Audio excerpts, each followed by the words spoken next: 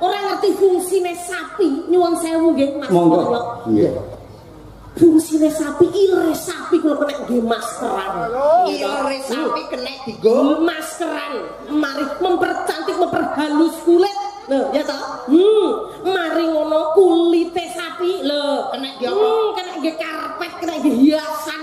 Lho, kena sepatu. Nggih sepatu, terus letong kuwi kena tinggi pupuk kan. Pupuk organik ki lombok karo terong kuwi diwenehi pupuk letonge sapi kuwi mari subur. Ngerti kok? Piye reng kena urung? Kena urung? Ya wis ora masalah dek iki kadas saiki kurap saiki brenyeh ora apa-apa. Siji sing kudu mangerteni. Apa? Susune sapi memberi gizi kabeh piyai-piyai ning kene iki lho. Lho, jaman tanggoku kena gizi buruk nggih nyuwun sewu. Tak luwak semumet kok. Arep kok susu anggarane kan entek to. Wah, akhire aku ngadeg le ning arep bali desa terus sampai wong sak cepet. Kok semangat iki sidan apa ula sawa? Lho kok akhir ngopo kok nyembur kancane? Kowe ora ngerti lho sinden kuwi ya. Aurane sinden. Sinden cambune wangi.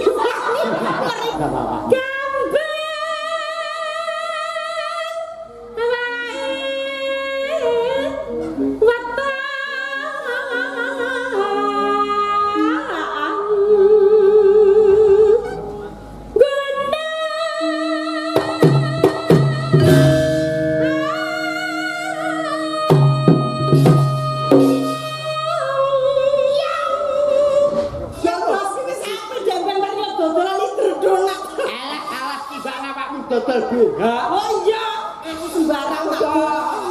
Oh iya. Nah ya. Iya. Nate cap. Apa? Ya ampun. Ditane nate. Apa sajake kowe anu lek diladeni Kak Sarki kurang marem. Oh ora. Sing halus-halusan. Oh aku kurang wani. Sik cukup awakmu dhewe wae. Lah nyapa lho iki bebas iki sing kaya Arjuna ning kene awakmu cepakane kaya ngene ayu. Apa cepakne nuwun sewu lho Mas. Pripun? Nuwun sewu lek mbake sing setunggal niki kali sing setunggal paribasan menika niki kelangenan. Kelangenan dulur mriki Mbak Bergita karo Mbak Kino. Oh.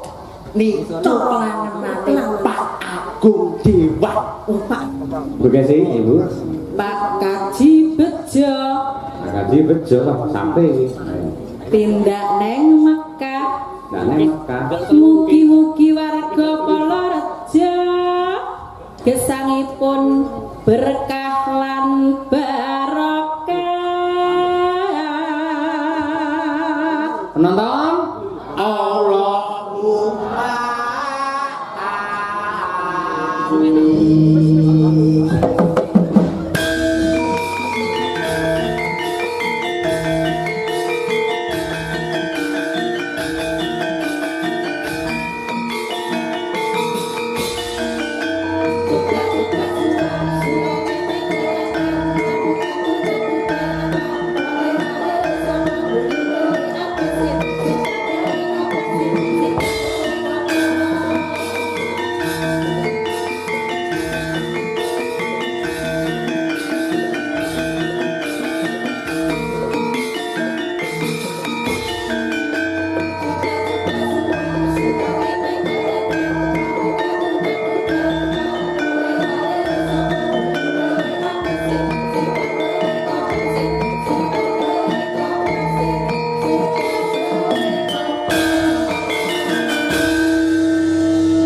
ya piyai loro iki sing jan ngentek-ngentek ning Ponorogo. Anggere nek wayang ya mesti Mbak Lucy, Mas Gareng, Patitan lho kuwi. Kek sinten sing ngendika? Kula. Lah mbok cekek demit aku rene sik pisan iki. Ukur ngono dadak cekek demit lho. Lah wis sumpah wis sajong jumblek alhamdulillah lho. Mbok lek Mbah Lurah Mbah Riyato nggih nembe niki kula. Amung omah kula mencelok mriku. Nun sewu. Nggih. Mboten kok umum mboten nggih. Nggih. Sing usul teng Mbah Lurah dagelane mangke Mbak Lucy niku kula. Mergo kula ndek dasar. Mumpung tasik bar sawah, mangke yang besar dibeleh niki Mas. Rencana kula besar ndelek. Ndelek. Timbang dibelek. Iya. Niki lek besar mboten dibeleh Mas nuwun sewu. Piye? Isih rutin dikombor. Mergo kurang gede. Lek didol ora payu. Yen aku dadi Mbak Lucy kudune ora trimo. Dilokne kuwi luwih enom lho kuwi ngelokne sampean kaya ngono mosok ditampa. Alah mboten napa-napa dereng numpuk ibu kula. Kene kula ngomong lah ibu kula numpuk kok idoni. Lah aja mbok idoni aku mbok idoni ning Jambon iki ilere keteko saprene ora mari. Ora mesakne lho ning Jambon. Enek Jambon dadi panu. Terus kok idoni ning Medion dadi kurap. Kowe ngenyek lho, ora ngerti fungsine sapi. Nyuwun sewu nggih Mas. Monggo. Iya. Fungsine sapi, ilere sapi kula kena nggih maskeran. Ilere sapi kena digo maskeran. Mari mempercantik, memperhalus kulit. Lho, ya toh? Mari ngono kulite sapi lho, kena nggih apa? Kena nggih karpet, kena nggih hiasan. Lho, kena sepatu. Nggih sepatu. Terus letonge tong kuwi kena tinggi pupuk kan. Pupuk organik kuwi lombok karo terong kuwi dipenehi pupuk letonge sapi kuwi mari subur. Ngerti kok? Piye reng kena urung? Kena urung? Ya wis ora masalah dek iki kadah saiki kurap saiki drenyeh ora apa-apa. Siji sing kudu mangerteni. Apa? Susune sapi memberi gizi kabeh piyai-piyai ning kene iki lho. Lho, jaman tanggoku kena gizi buruk nggih nyuwun sewu. Pak Lurah wis mumet kok. Arep ngokne susu anggarane kan entek to. Wah, akhire aku ngadeg le ning arep bali desa terus sampai wong sak cekok. Yuk. Wong sak cekok mbok empengi. Upamane sing kok empengi Pak Haryanto lu terus piye? Nah, makane saiki Pak Haryanto malah mulus. Mergo ya aku mau empengmu to. Oh, nggih kedaluan. Kok mau. Wah, Mas ya kok ya. Ngeten lho Mbak Lucy sewu panjenengan asli Kyai Ponorogo. Nggih, alhamdulillah. Sing suasana di Ponorogo sing pirsa lan jenengan. Kula setiap sowan Ponorogo sing mirsani kados mekaten. Yen ngaten to. Napa niku sebabé napa? Piyai mriki ngatos ngoten. Piyai mriki niku karena cinta budaya, nguri-nguri budaya lan urip-urip budaya. Tur panjenengan lek wis dicintai Piyai Ponorogo kadung gandrung jenengan ra tau dinyang, nggih ta? Nggih. Sepira perang nyah lho Piyai Ponorogo iki ngono kuwi. Kowe piro? Sembodo. Kowe bengi iki piro yo? Aku ora tak oke. Aku ngene ngene. Mergo ngene, Pak Haryanto itu kan terkenal piyainya baik gitu. Tadi niki wau sak rombongan Bu Camat beserta lurah-lurah sekabupaten kecamatan Babakan mboten saged rawuh karena nembe studi banding di Magelang. Niki sing makili para bapak carek-carek sedaya. Tur kanca-kanca lurah ngrasani ngeten, yo rasane nelongso mboten saged nenggani pagelarane Mbah Lurah Polorejo karena Mbah Lurah Polorejo niki terkenal piyayine entengan. Sae dadi kanca-kanca sami getun mboten saged. Nggih, sae wis nyah-nyah piyayine. Nggih to. Mbah Lurah kang pundi to? Lah, ing ngelem kan mau roh-roh iki. Ya kecek lho aku weteng. Awakku ngomong Mbah Lurah peteng to. Pundi to? Ya sewu. Terus Ndi? ingkang pundi Mbah Lurah? Oh kuwi lho sing rekmane dijambul kuwi lho. Sing pundi sanggo wangi. Kok goreng? Pundi? Oh kan, oh nggih. Oh sandinge Mas Goreng menika. Kok pundi? Mbak Lurah ke sing ngandung songkok cempeng iki. Oh alah, masalah. Ngomongne petang-peteng Piyayine. Wong sing digoleki kena Mbak Lurah arep belum iso ngenang ngene. Piyayinya hitam manis, auranya sabar. Leres. Nggih. Alus. Salam saking kanca-kanca Mbah Lurah, tapi estu malam hari ini luar biasa pagelarane. Agane kok yo dalange kondang, yo gak ora. Wis sapa sing ora ngerti? Kicah yo kuntadi. Dosen isi Surakarta. Dalang percontohan. Jadi iki para dosen-dosen kabeh sing ngabohi. Yo, Nyapa? aku tak ngalih rene. Lah ngapa rek? Urung sampe dagel ra iku bonyok idu tok. Iki Lho, kuwi saka semangate Mbak Lucy kok ya. lho wong semangat apa semangat iki sindan apa ula sawa?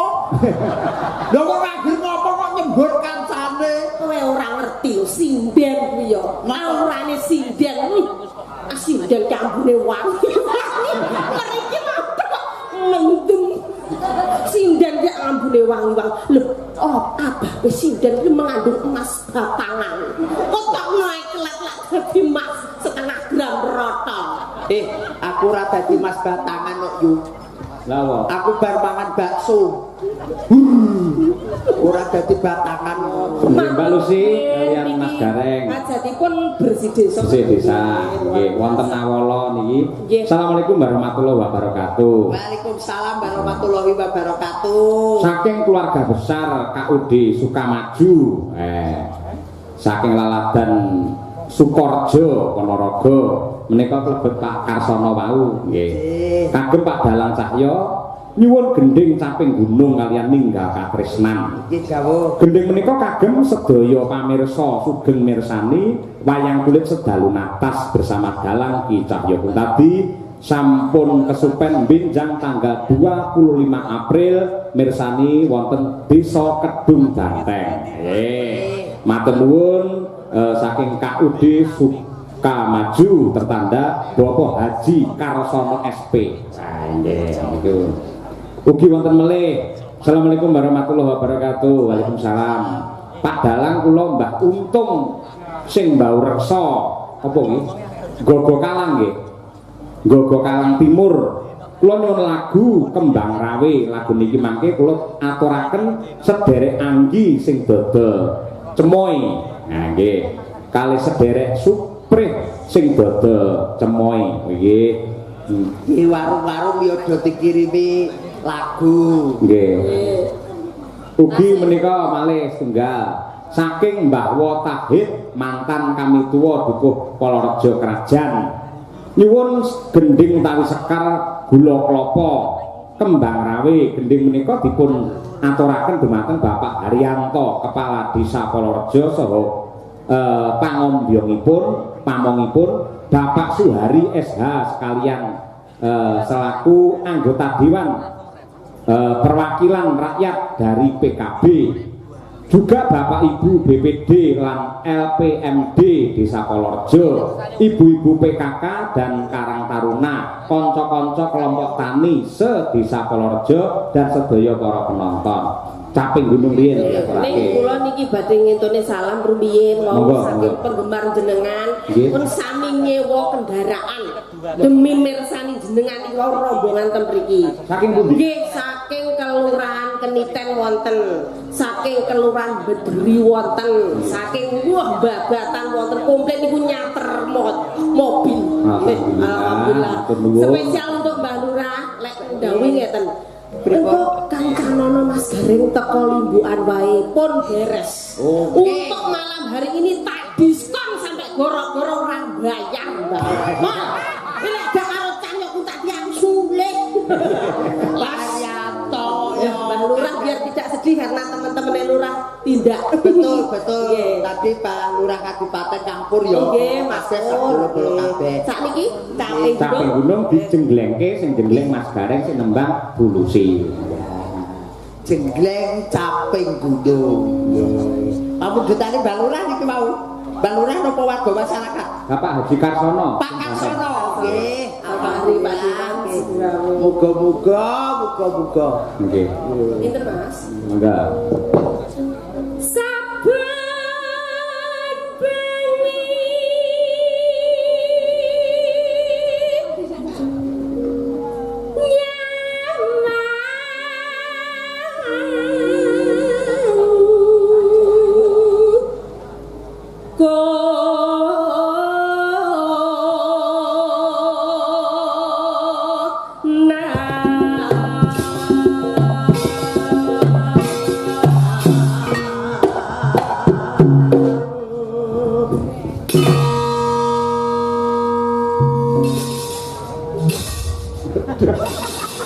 Rumah Nes Lebore. Lah jenggleng kaya ngono, jenggleng Mbak Lurah ya semangat. Ya wong ki lek karo wong lanang ki ya lek gedeng ya aja nemen-nemen. Lek wis ki ya ora sah ngene. Wong wis wae kok ngene. Sosok wong wedok iki beda karo wong lanang ya ngono. Mosok lek wis bar ya ngene ngono. Beda lek bojoku. Piye? Oh bojoku lek bar ora ngene ngono. Ayo.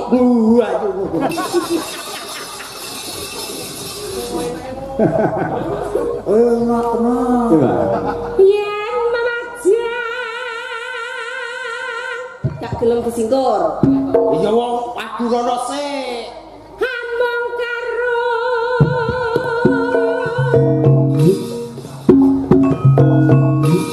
Janar kuning.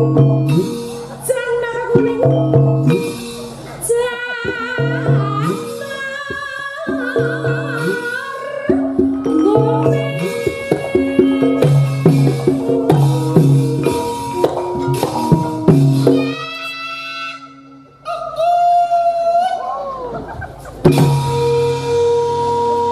Piye Mbak Lucy?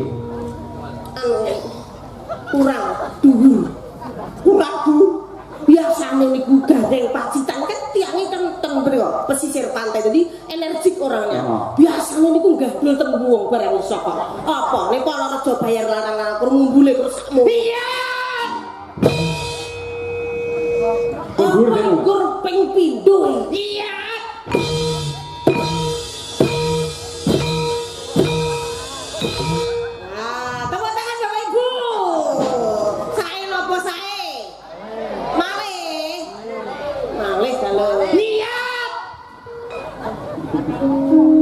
Nah ya, ya nang-nangane ngumpul. Loh, kan yang menunjukkan bahwa kamu itu seseorang yang multitalented. Oke, baik. Aku wis gur manut tok kalau gak apa-apa.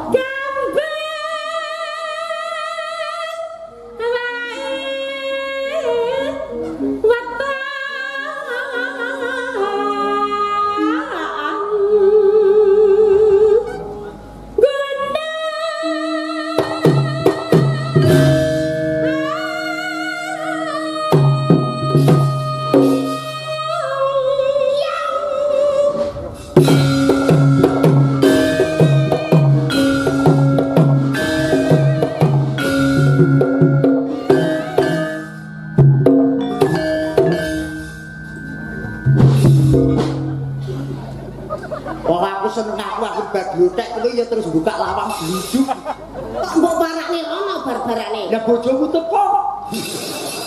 Loh, ning panggung iki nek bojo-bojo wae ning panggung iki kita milik umum. Milik umum saiki kok apike kok mulih aku ditojok bojomu. Kalau di panggung itu harus profesional kerja. Contoh, Mas Cahyo pun tadi kan garwane Bu Kesi. Loh, kalau di atas panggung Mas Cahyo milik umum. Milik kabeh sing mirsani. Ngono tenan. Iya. Oke, baik.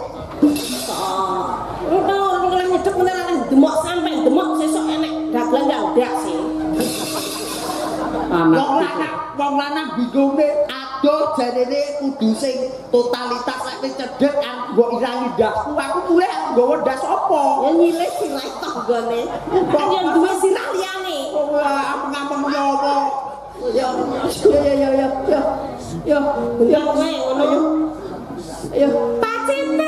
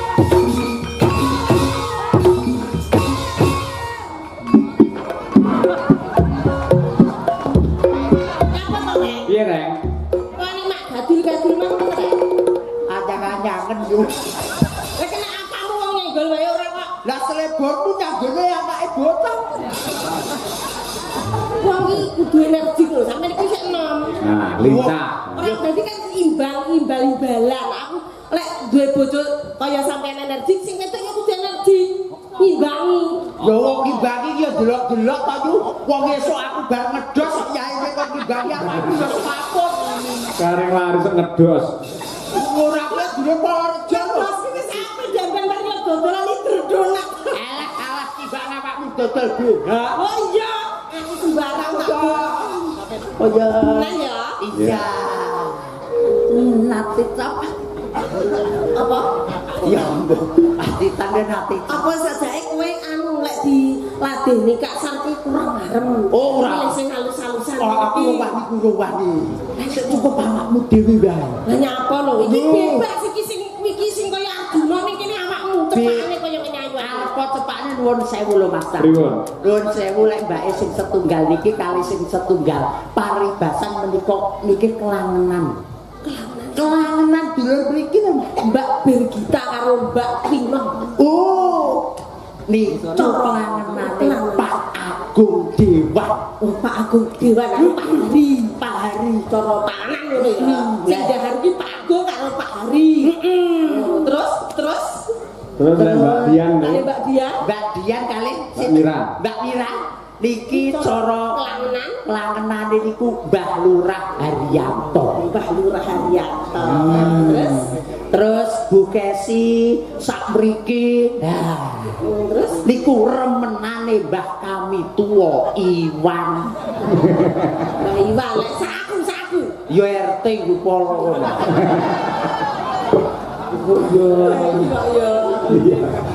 Iya.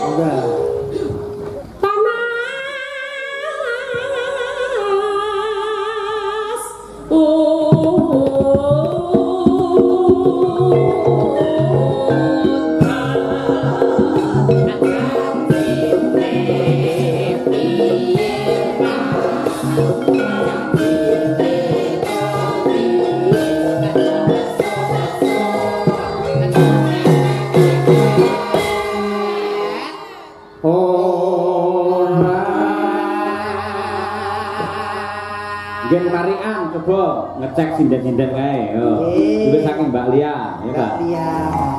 Coba. Tuku meja Meja, brukne gareng.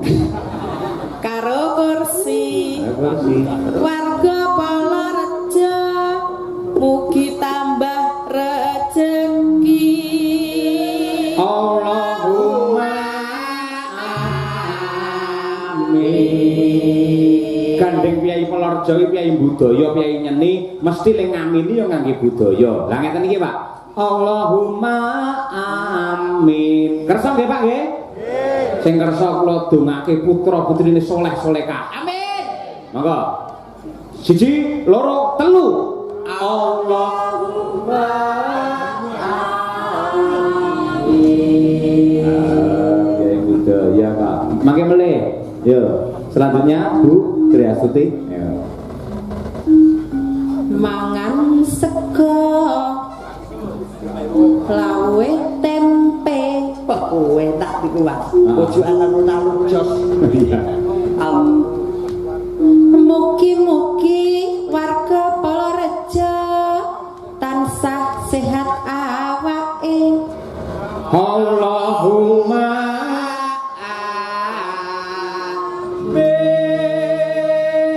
hebat Mbak Tuti lagi solekah. Aneh-aneh. Selanjutnya Bekasi Ibu Pak Kaji Bejo Kaji Bejo sampai tindak neng Mekah. Mekah. Mugi-mugi warga Palorejo gesangipun berkah lan barokah. Penonton Allahumma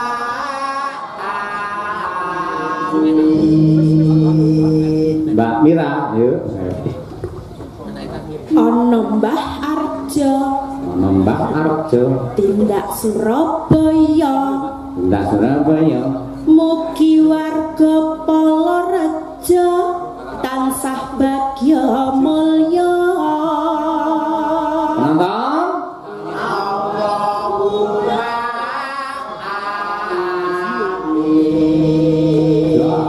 ya, Mbak Dian Munasiro. Tuku botok Iki magister seni kok iso malah kucruk iki lho. Kuwi kena digenderi kaya ngono gamelane ya kaya ngono apike. Ketoke kelingkingan awake dhewe iki dadine suarane griyut. Sik, contone sik Mir, sepira Mir? Tuku beton to. Nah, tuku beton. nah semono kuwi. Bir contoh nih, Bir. Ayo Bir. Nah. Tuku beton. Dian, ya ya.